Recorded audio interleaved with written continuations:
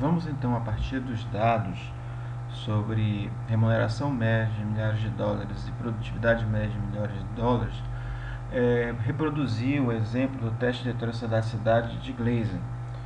Então vamos primeiro estimar a regressão, mínimos quadrados ordinários, variável y e variável x, e aqui é soltado o resultado.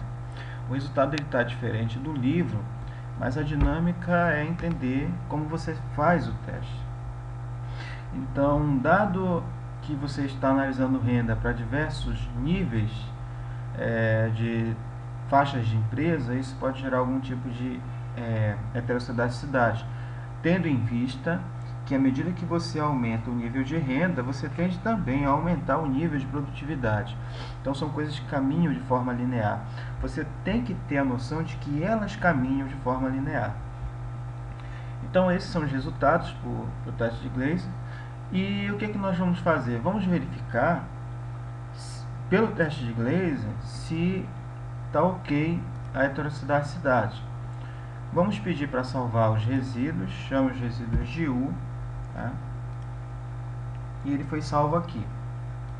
Você note que os resíduos têm valores negativos, as duas primeiras observações são negativas. E o teste de Gleason informa que nós temos que usar o valor absoluto dos resíduos. Então vamos definir uma nova variável que vamos chamar de UABS, que vai ser igual ao valor absoluto ABS de U. Ao fazer isso, você vai criar o resíduo em módulo, ou seja, em valor absoluto. E o segundo passo é estimar a regressão conforme o que o Gleason propõe, que é o que? O modelo de mínimos quadrados, só que você vai botar o resíduo absoluto em relação a x e vai ver o resultado dessa regressão. O que diz o teste de Gleason? Que se o coeficiente da variável x ele for significativo, então é um indício de que a variável independente está causando algum tipo de alteração nos resíduos. E isso é um sinal de heterocedaticidade. Nesse caso aqui, nós podemos ver o quê? Que a razão t foi baixa e que o p-valor também foi não significativo. Logo, você não rejeita a hipótese nula de que ela seja igual a zero, logo, para efeito ela é igual a zero, ou seja, x não causa nenhum efeito nos resíduos absolutos.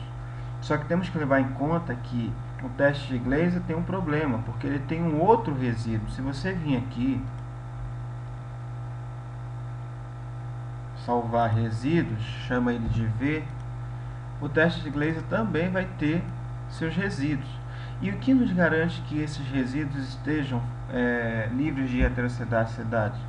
Então, isso daqui também é um problema a ser verificado.